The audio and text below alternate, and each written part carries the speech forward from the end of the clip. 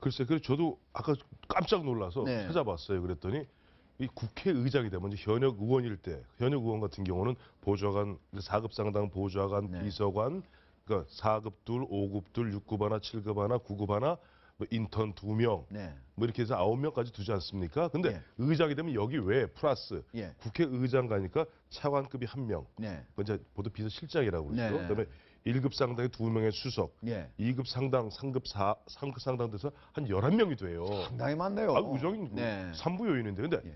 의장이 되면 통상 보면 국회에서 보좌관, 네. 비서관들을 갖다 조금 이른바 승진을 시켜서 네. 의장실로 데려갑니다. 네. 그러면 국회의원으로서 TO가 남게 되죠. 네. 그 TO를 갖다 이번에 그 강 비서관 같은 경우는 지역에서 흔히 이제 사무국을 갖다 좀 운영하는 네. 그런 사람인데 그 사람한테 아마 국회의원 5급 상당 비서관 자리를 준 것 같아요. 5급 자리로. 예, 그러니까 네. 정확히 따지면 정의와 국회의장실의 의장실 비서관이 아니라 네.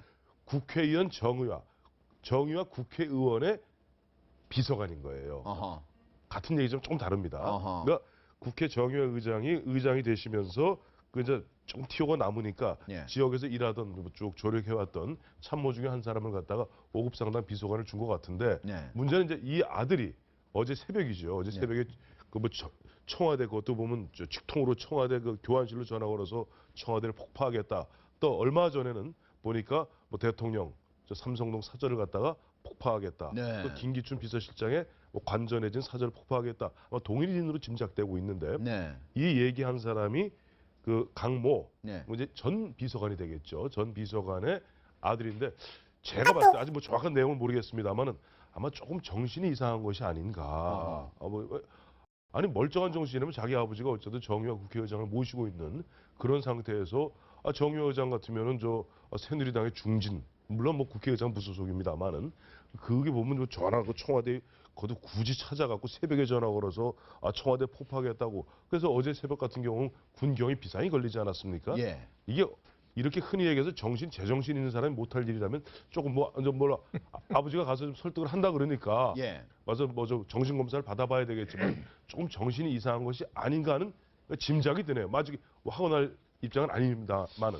그러니까요. 지금 느낌이 보면은 혹시 정신병이 아니라면 좀 어떻게 이렇게 한국 사람이 청와대를 폭파하겠다 이런 얘기를 했을까 이런 생각이 보는데 여기 보면은 그때 협박을 보면은 1월 25일 정오까지 의지를 보여주지 않으면 이명박 정권, 박근혜 정권, 다음 정권까지 다 날리겠습니다. 이게 도대체 뭘 의미하는 건지 도대체 요구의 목적이 뭔지조차도 상당히 헷갈리게 돼 있어요. 이 사람 진짜 무슨 정신병이 있었던 건 아닙니까? 글쎄요, 정신병인지 뭐 돌아와서 건강검진을 해봐야 되는 문제인데요. 예. 의지를 보이지 않으면이라는 문구를 쓴 거 보면 예. 박근혜 대통령의 신년 기자회견이나 인사개각에 대해서 불만이 있지 않았을까 개인적으로. 예. 여기에 대해서 보완적으로 다른 대안을 내놓으라든가 이런 뜻으로는 보이는데요. 예. 정말 이해는 안 가는 거고요. 제가 오늘도 현행법적으로 그럼 뭘 위반했을까 검토를 해봤습니다. 예. 단순히 생각하면 협박죄일 것이고. 예. 그죠? 협박죄. 네. 그런 다음에 이게 폭발물 설치했다 그래서 경찰들이 그 검색하느라 난리가 났지 않았습니까? 예. 그러니까 위계한 공무집행 방해죄. 예. 공무집행 방해죄가 가능하죠. 예. 그래서 5년 이하 징역이나 그다음에 협박죄 같은 경우 3년 이하 징역이니까 예. 경합분 가중한다 그러면 7년 6개월 이하 징역형이 가능한 범죄를 현재 저지르고 있는 거죠. 예. 조금 전에 자막 나온 거 보니까 보면 정신병으로 군 의병 제대를 했다고 바로 조금 전에 아하. 청와대 폭파 협박 정신병으로 군 의병 제대했다. 이제 의가 사실 의병 제대를 진짜 했으니까 그 생각이 많네요. 예. 그러니까 아마 그렇게 높은 형은 받지는 않겠죠. 네. 근데 아마 정의화 의장이 얼마나 당혹스럽까라는 생각이 듭니다. 정말 완전히 아닌 밤에 참 벼락을 맞은 기셈인데 예. 지금 지난 연말에도 정의화 의장이 뭐 대통령하고 통화가 잘 안 된다, 불통하다 이렇게 상당히 좀 파문이 좀 있었죠. 예. 그래서 아마 그것 때문에 청와대에서 좀 못마땅해 하는 그런 분위기가 있었는데 예. 그나마 이제 시간이 지나서 세회됐는데 그렇게 느닷없이 또 홍두깨 같은 뒤통수를 맞은 셈이어서 정말 황당할 것 같습니다. 예. 이거는 지금 밝혀진 대로 정신질환으로 군문을 마치지 못할 지경이었다라고 하는 것을 보면 네.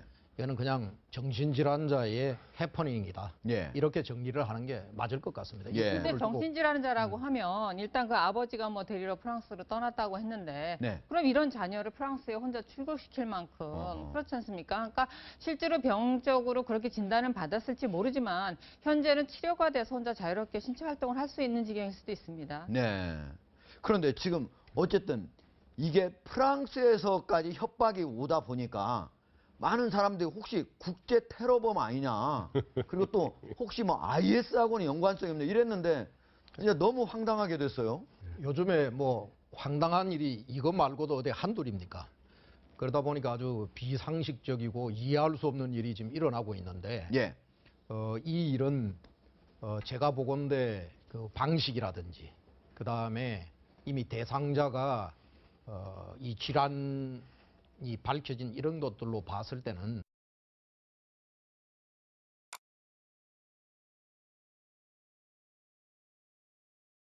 아큐브 오아시스 넌 해봤어? 주말 내내 쉬지 않고 미친 듯이 클럽 투어 해봤어?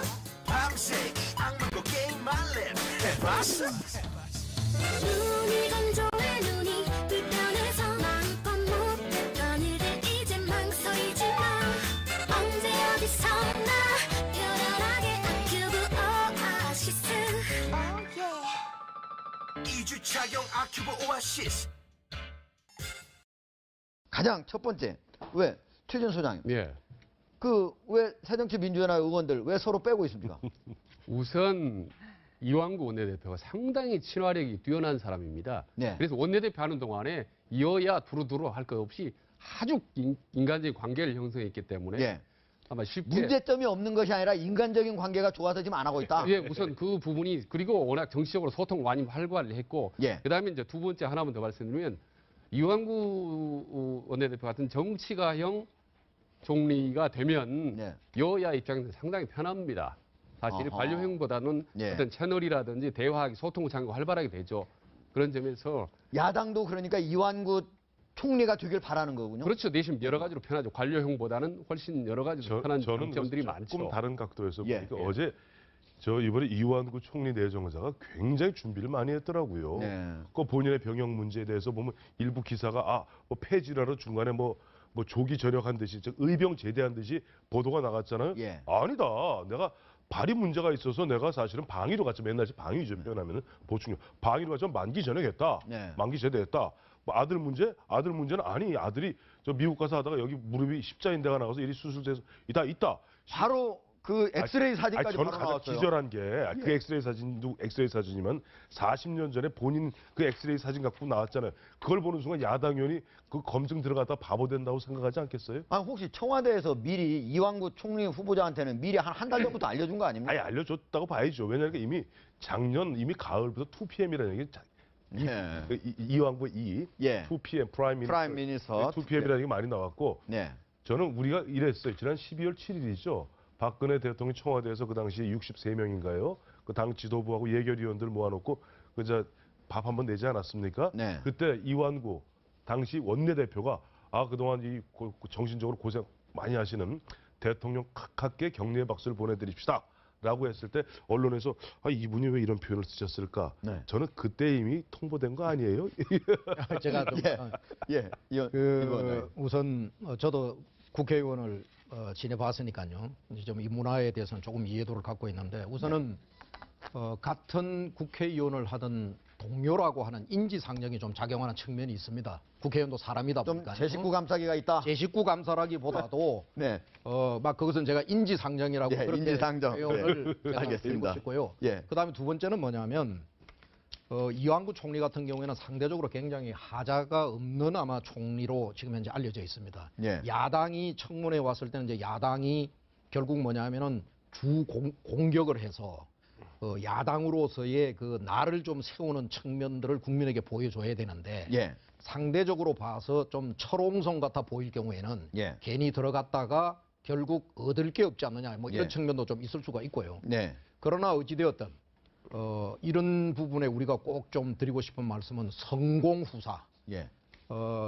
이완구 총리 지명자가 굉장히 친화력이 있고 또 여야를 아우르면서 굉장히 그 여러 가지 그 소통을 잘해온 정치인 중에 한 사람이죠. 예. 그러니까 그런 여러 가지 인지상정의 문제, 기타 이런 것들이 작동을 하겠습니다만은 그러나 어찌되었든 국회의원은 국민을 대의하는 그런 헌법기구고 예. 그리고 공사에 관한 구분이 분명해져야 된다고 보는 겁니다.